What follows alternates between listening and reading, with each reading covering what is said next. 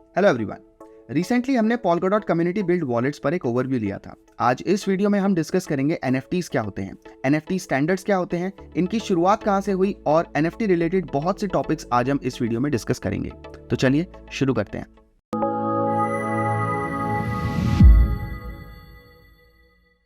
NFT की full form होती है नॉन फंजिबल टोकन। फंजिबल का मतलब होता है interchangeable with in a group. तो NFTs का सिंपल मीनिंग है ऐसे डिजिटल टोकन्स या एसेट्स जिनको डुप्लीकेट या कॉपी नहीं किया जा सकता।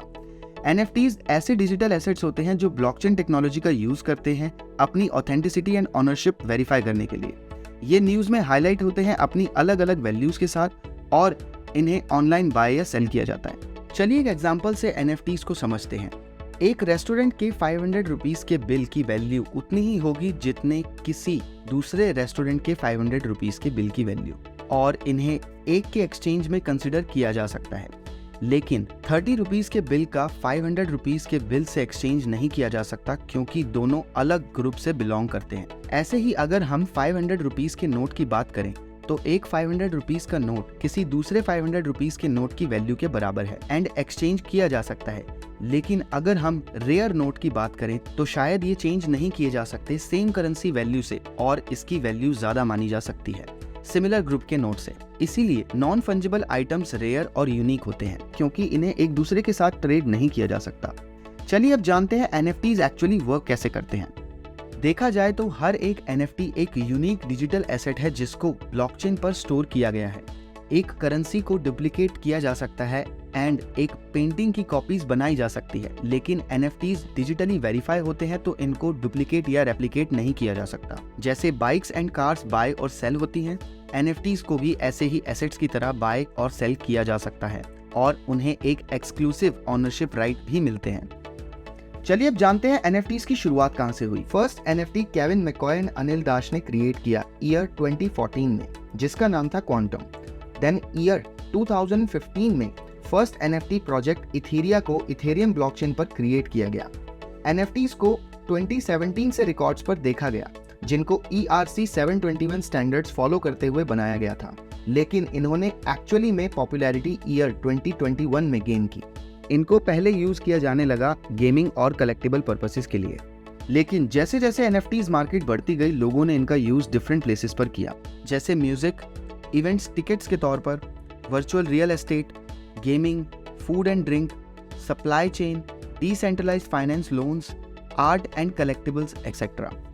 NFTs क्रिएट करना बहुत ही सिंपल है। आप Polkadot इकोसिस्टम का कोई भी प्लेटफॉर्म चूज कर सकते हो जो NFT सपोर्ट करते हैं।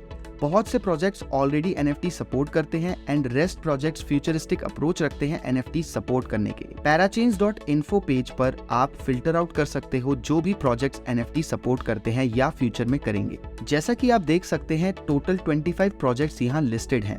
इन प्रोजेक्ट्स पर स्टडी आप इनके नेम पर क्लिक करते हुए कर सकते हो। इस वेबसाइट का लिंक डिस्क्रिप्शन में अवेलेबल है। साथ ही parachains.info पेज पर इंफॉर्मेशन किस तरह लिस्ट की गई है इस पर ऑलरेडी एक वीडियो हमारे चैनल पर अवेलेबल है जो आपकी हेल्प करेगा इस इंफॉर्मेशन को समझने में।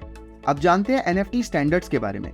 जैसा कि अभी हमने जाना कि NFTs को इथेरियम पर बिल्ड किया गया था जो कि एक जनरल पर्पस ब्लॉकचेन था जिसको डिजाइन किया गया था वेरियस पर्पसेस के लिए और जिसका यूज किया जा सकता था अलग अलग तरह की एप्लीकेशंस के साथ, जैसे डिसेंट्रलाइज्ड फाइनेंस, गेमिंग या सोशल मीडिया एक्सेट्रा।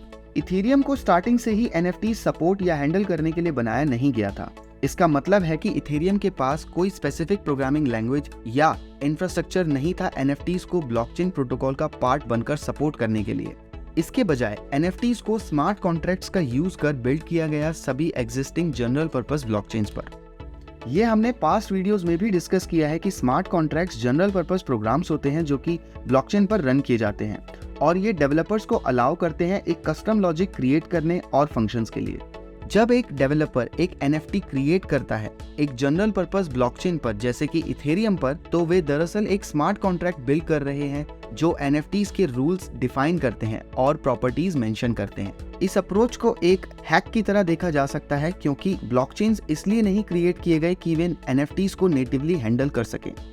NFTs को एक जनरल पर्पस ब्लॉकचेन सपोर्ट करने के लिए एडिशनल डेवलपमेंट एंड रिसोर्सेज की रिक्वायरमेंट होती है ताकि NFTs सिक्योर रहें, फंक्शनल हों और इंटरऑपरेबल हों बाकी NFTs और अदर ब्लॉकचेन नेटवर्क्स के साथ। इथेरियम पर इनिशियल स्टेजेस में टोकन्स का कंसेप्ट नहीं था। टोकन्स इथेरियम पर स्प्रेडशीट्स की तरह थे जिनको यूजर इंटरफेसेस के थ्रू किसी तरह रीड किया जा सकता था। इसी तरह से रीड किए जाने की वजह से इन्हें स्टैंडर्ड्स कहा गया। सबसे ज्यादा पॉपुलर और फेमस फंजिबल टोकन स्टैंडर्ड है ERC20, जबकि सबसे ज्यादा फेमस NFT स्टैंडर्ड है ERC721। चलिए अब एक Ethereum image based static collectible को देखते हैं जिसका नाम है रोनिन 2598। इसके ऑनर है ब्रूनो और अदर कलेक्शंस के बारे में आप यहाँ चेकआउट कर सकते हैं। ये एक थर्ड पार्टी वेबसाइट है जिसका नेम है OpenSea। आप थर्ड पार्टी प्लेटफॉर्म्स के थ्रू भी NFTs क्रिएट कर सकते हैं जैसे OpenSea, Rarible या सुपर रेयर। आपको सिंपली अपने डिजिटल एसेट्स अपलोड करने होते हैं जैसे image, videos, audios etcetera, and then आप उन्हें सेल कर सकते हैं और ये प्लेटफॉर्म्स उनके लिए एक यूनिक टोकन क्रिएट कर देते हैं जो आपके एसेट्स को रिप्रेजेंट करते हैं। फाइनली आप प्राइस सेट कर सकते हो उनके लिए एंड NFTs सेल के लिए लिस्ट कर सकते हो। NFTs बाय करने के लिए लोग उन पर बिड करते हैं क्रिप्टो करेंसीज के थ्रू जो कि वेरीफाइड और सिक्योर होती हैं।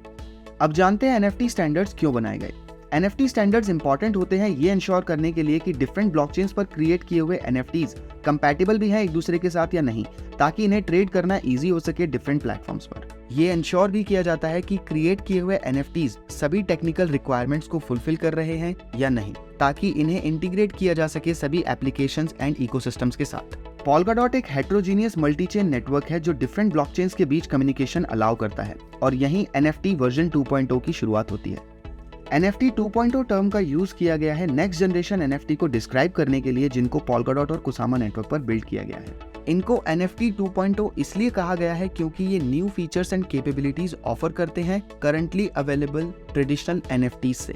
की फीचर्स की अगर हम बात करें तो NFT 2.0 इंटरऑपरेबल है, जिसका मतलब है इनको ट्रांसफर किया जा सकता है अलग अलग चेन्स पर या अलग नेटवर्क्स पर भी।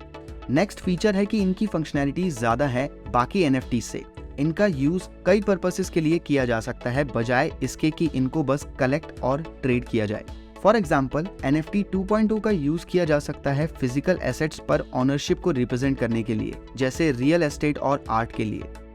इसके अलावा इनको प्रोग्राम किया जा सकता है स्मार्ट कॉन्ट्रैक्ट्स के थ्रू ताकि कई एक्शंस को ऑटोमेट किया जा सके।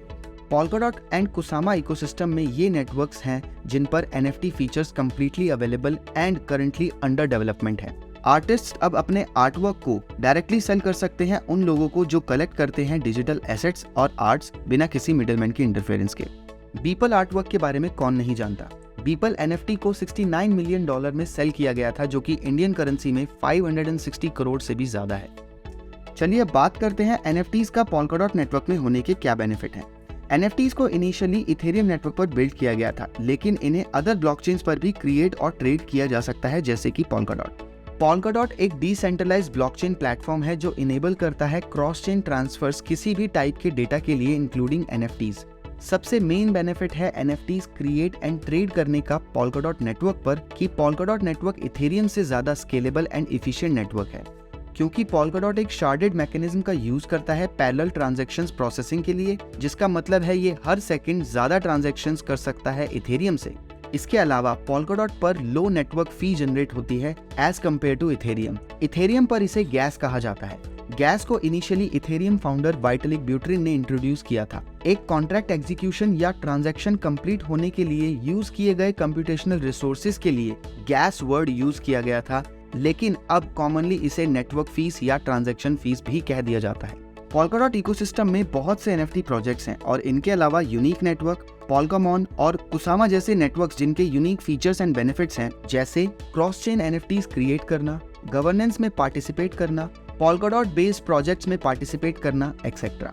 क्रॉस चेन NFTs एक टाइप के नॉन फंजिबल टोकन्स होते हैं जिन्हें ट्रांसफर या यूज किया जा सकता है अलग अलग ब्लॉकचेन नेटवर्क्स पर। Substrate chains and EVM chains के बीच ब्रिज, जिसकी मदद से NFTs ट्रांसफर करना पॉसिबल होगा, एक हाईली डिजायर्ड फीचर है NFT इंडस्ट्री में। RMRK और एफिनिटी अवेलेबल प्रोजेक्ट्स के अलावा ये ब्रिजिंग एफर्ट्स भी अंडर डेवलपमेंट है Polkadot नेटवर्क में। लास्ट टॉपिक है NFT पैलेट्स। NFT रिलेटेड ये पेज डेवलपर्स के लिए बहुत यूजफुल हो सकता है जिसमें NFT पैलेट्स के बारे में बताया गया है। जिनका डेवलपर्स यूज कर सकते हैं और इम्प्लीमेंट कर सकते हैं NFT रिलेटेड एक्शंस परफॉर्म करने के लिए अपनी डिसेंट्रलाइज्ड एप्लीकेशंस में। इस पर फर्दर स्टडी आप इस पेज के थ्रू कर सकते हो, लिंक डिस्क्रिप्शन में अवेलेबल है।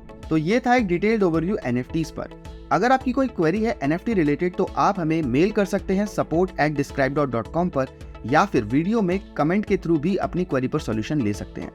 मिलते हैं एक न्यू टॉपिक के साथ नेक्स्ट वीडियो में। Thank you.